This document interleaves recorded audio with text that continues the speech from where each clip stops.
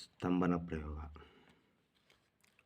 ಶತ್ರು ಸ್ತಂಭನ ಪ್ರಯೋಗ ತಾಯ್ತ ಹೇಗೆ ಆಯ್ತದೆ ಅಂತ ನೋಡಿ.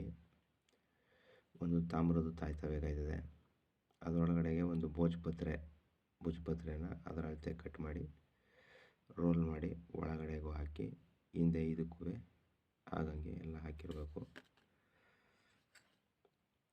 ಮುಚ್ಚಳಕ್ಕೂ ಹಾಕಬೇಕು. ಮುಚ್ಚಳಕ್ಕೂ ಎಲ್ಲ ನೀಟಾಗಿ ಭೋಜಪತ್ರೆನ ಎಲ್ಲ ಕವರ್ ಆಗಿರಬೇಕು. ಆ ರೀತಿ ಮಾಡಿರಬೇಕು. ನಿಮಗೆ ಇದು ಶತ್ರು ಸ್ತಂಭನ ಪ್ರಯೋಗ. ಇದು ಅಂದರೆ ಮೈ ತುಂಬ ಶತ್ರು, ತಲೆ ತುಂಬ ಶತ್ರುಗಳು, ಎಲ್ಲ ಕಡೆ ಶತ್ರುಗಳು ಇರ್ತಾರಲ್ಲ, ಅಂಥವರು ಈ ಪ್ರಯೋಗನ ಮಾಡೋ ಅಂಥದ್ದು ಆಯಿತಾ. ಇದು ಯಾರು ಬೇಕಾದ್ರೂ ಮಾಡ್ಕೋಬೋದು. ಇದು ನಿಮಗೆ ನೀವೇನೆ ಆಯಿತಾ. ಇವಾಗ ನನಗೆ ಕೇಳಬಾರ್ದು ಇದನ್ನು ಕೊಡಿ ನನಗೆ ಬೇಕು ಅಂತ. ಯಾಕೆಂದರೆ ನಾವೇ ಎಲ್ಲೆಲ್ಲೋ ಕಷ್ಟಪಟ್ಟು ಹುಡುಕಿ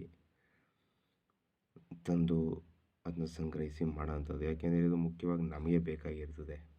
ನಾವೇ ಇನ್ನೊಬ್ರಿಗೆ ಕೊಡೋಕ್ಕಾಗಲ್ಲ ಆಯಿತೆ. ಹಾಗಾಗಿ ಇದನ್ನ ನೀವು ನೋಡ್ಕೊಳ್ಳಿ. ನಾವು ಮಾಡೋದನ್ನ ನೋಡ್ಕೊಂಡು ನಿಮಗೆ ಆಸಕ್ತಿ ಇದ್ದರೆ ನೀವು ಸಿಕ್ಕಿದಾಗ ಇದನ್ನ ಪ್ರಯೋಗ ಮಾಡಿ. ಇದು ಕರಿ ಬೆಕ್ಕಂದು ಮೀಸೆಗಳು. ಇವು ಕರಿ ಬೆಕ್ಕು ಅಂತ ನೋಡಿದರೆ ನೀವು ಕಾಲಾಬಿಲ್ಲಿ ಅಂತ ಹಿಂದೆ ಒಂದು ಶಾರ್ಟ್ ವಿಡಿಯೋನಲ್ಲಿ ಹಾಕಿದ್ದೆ. ಆ ಥರ ಕಪ್ಪು ಬೆಕ್ಕು ಸಹಜವಾಗಿ ಸಾಧಾರಣವಾಗಿ ಎಲ್ಲರ ರಸ್ತೆ ಅಪಘಾತದಲ್ಲಿ ಹೋಗ್ಬಿಡ್ತವೆ ಎಲ್ಲರ ಒಂದೊಂದು ಕಡೆ. ಎಂಥ ನಕ್ಷತ್ರದಲ್ಲಾರು ಸರಿಯೇ, ಅದು ಹೋಗಿದ್ರು ಸರಿಯೇ. ಅದರದ್ದು ನೀವು ಮೀಸೆ ತಗೋಬೇಕಾಗತ್ತೆ. ಈ ಮೀಸೆನ ನೀವು ತಗೊಬಿಟ್ರೆ ಇದರಲ್ಲಿ ಶತ್ರುನಾಶನೂ ಮಾಡ್ಬೋದು.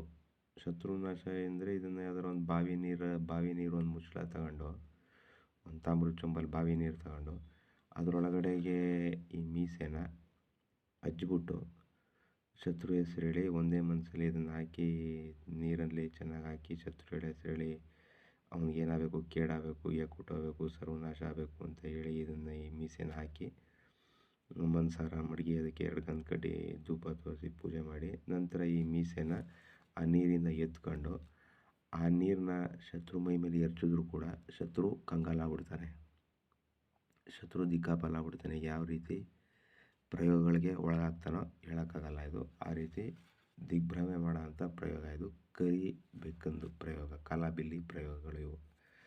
ಆದರೆ ಈ ವಿಡಿಯೋನಲ್ಲಿ ನಿಮಗೆ ತೋರಿಸ್ತಾ ಇರೋದು ಶತ್ರು ಸ್ತಂಭನ, ಆ ಜನ್ಮ ಶತ್ರು ಸ್ತಂಭನ. ಅಂದರೆ ಈ ತಾಯ್ತ ನಿಮ್ಮ ಹತ್ರ ಎಲ್ಲಿವರೆಗೂ ಇರುತ್ತೋ ಅಲ್ಲಿವರೆಗೂ ಶತ್ರು ಸ್ತಂಭನ ಆಗ್ಬಿಡ್ತಾನೆ ಆಯಿತಾ. ಹಾಗಾಗಿ ನೀವು ಈ ರೀತಿ ತಾಯ್ತಗಳನ್ನ ಒಂದು ತಗೊಂಡು ಈ ಥರ ನೀಟಾಗಿ ರೆಡಿ ಮಾಡ್ಕೊಳ್ಳಿ. ಭೋಜಪತ್ರೆ ಎಲ್ಲ ಹಾಕಿ ಒಳ್ಳೆ ಸಮಯ ಒಳ್ಳೆಯ ಸಂದರ್ಭದಲ್ಲಿ ಇದನ್ನು ನೀವು ಕಾಳಿಕಾ ಮಂತ್ರದಲ್ಲಿ ಅಭಿಮಂತ್ರಿಸಿ ಈ ರೀತಿ ಬೆಕ್ಕದು ಮೀಸೆಗಳು, ಅಂದರೆ ಸಹಜವಾಗಿ ಅವೆಲ್ಲರ ಅಪಘಾತದಲ್ಲಿ ಹೋಗಿರ್ತವೆ ಅಂಥದ್ದು ಮೀಸೆನೇ ತಗೋಬೇಕು. ಬದುಕಿರೋ ಕೊತ್ತಿದ್ದು ಮೀಸೆ ಎಲ್ಲ ತಗೊಂಡ್ರೆ ಅದು ಬಿಡಲ್ಲ, ಅದು ನಿಮಗೆ ಕಚ್ಚಿಬಿಡ್ತದೆ. ಕರಿಬೇಕಾಗಿರಬೇಕು, ಎಲ್ಲೂ ಒಂದು ಬಿಳಿ ಮಚ್ಚೆ ಇರಬಾರ್ದು. ಆ ರೀತಿ ಕರಿಬೇಕು ಮೀಸೆನ. ಲೆಫ್ಟು ರೈಟು ಎರಡನ್ನೂ ತಗೊಂಡು ಈ ಥರ ಒಂದು ತಾಯ್ತಿ ಒಳಗಡೆಗೆ ಇದನ್ನು ಹಾಕ್ಬಿಡಿ. ಇದನ್ನು ಹಾಕಿ ನೀವು ಮಡಿಕೊಂಡ್ರೆ ಇದಕ್ಕೆ ಕಾಳಿಕಾ ಮಂತ್ರ ಹೇಳಿ ನೀವು ನೀಟಾಗಿ ಇದು ನಿಮಗೆ ಆ ಜನ್ಮ ಅಂದರೆ ನೀವು ನಿಮ್ಮ ಜನ್ಮ ಇರೋವರೆಗೂ ಇದನ್ನು ನೀವು ಎಲ್ಲಿ ತನಕ ನೀವು ಜೋಪಾನಾಗಿ ಮಡಿಕತ್ತೀರ ಅಲ್ಲಿವರೆಗೂ ನಿಮಗೆ ಇದು ಶತ್ರು ಸ್ತಂಭನವಾಗಿ ಇರ್ತದೆ. ನಿಮ್ಮ ಹತ್ರ ಯಾವ ಶತ್ರುಗಳನ್ನೂ ಸುಳಿಯೋಕ್ಕೆ ಬಿಡಲ್ಲ. ನಂತರ ಯಾವುದೇ ರೀತಿ ಭೂತ ಪ್ರೇತ ಪಿಚಾಚಿ ಅಂಥವೆಲ್ಲ ಯಾವುದು ನಿಮ್ಮ ಹತ್ರಕ್ಕೆ ಸುಳಿಯಲ್ಲ ಇದಿದ್ದಾಗ. ಆ ರೀತಿ ಇದು ನಿಮಗೆ ಅನುಕೂಲ ಮಾಡಿಕೊಡುತ್ತೆ. ಅಂದರೆ ನಿಮಗೆ ನಂಬಿಕೆ ಇರಬೇಕು, ವಿಶ್ವಾಸ ಇರಬೇಕು. ಹಾಗಾಗಿ ನಿಮಗೆ ಈ ರೀತಿ ಸಿಕ್ಕಿದಾಗ ಈ ರೀತಿ ಮಾಡಿ. ಆಮೇಲೆ ಈ ತಾಯ್ತ ಹಾಕ್ಕೊಂಡು ಎಲ್ಲೂ ನೀವು ಸ್ನಾನ ಗೀನ ಎಲ್ಲ ಮಾಡೋಕ್ಕೆ ಹೋಗಬಾರ್ದು. ಸ್ನಾನ ಮಾಡಿದಾಗ ಇವೆಲ್ಲ ವೀಕ್ ಆಗಿಬಿಡ್ತವೆ.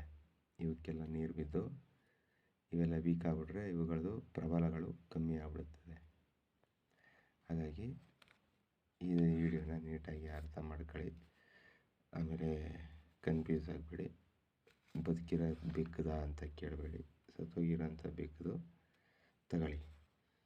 ತಗೊಂಡು ಈ ಥರ ಮೀಸೆಗಳನ್ನ ಇದಕ್ಕೆ ತುಂಬಿ ಇದನ್ನು ಒಂದು ತಾಯ್ತಿ ಮಾಡಿ ನೀವು ಮಡಿಕೊಂಡ್ರೆ ಸಾಕು.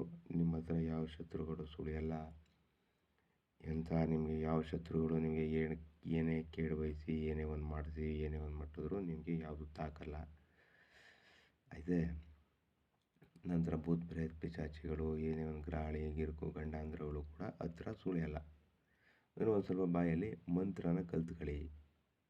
ಏನಾರ ಒಂದು ಕಾಲರಾತ್ರಿ ಮಂತ್ರಗಳು, ಚಾಮುಂಡೇಶ್ವರಿ ಮಂತ್ರಗಳನ್ನ ಬಾಯಲ್ಲಿ ಕಲ್ತ್ಕೊಂಡು ಇದಕ್ಕೆ ನೀವು ಆಗಾಗ ನೀವು ಪೂಜೆ ಪುನಸ್ಕಾರ ಮಾಡಬೇಕಾದ್ರೆ, ಅಂದರೆ ನಿಮ್ಮ ದೇವ್ರುಗಳಿಗೆ ನೀವು ದೀಪ ಗೀಪ ಹಚ್ಬೇಕಾದ್ರೆ ಮನೆಯಲ್ಲಿ ಅಂಥ ಟೈಮಲ್ಲಿ ಶಿವನ ದೀಪ ಹಚ್ಬೇಕಾದ್ರೆ ನೀವು ಇದಕ್ಕೆ 2 ಗಂಧದ ಕಡ್ಡಿನಲ್ಲಿ ಧೂಪ ಹೊಗೆ ತೋರಿಸಿದ್ರೆ ಸಾಕು.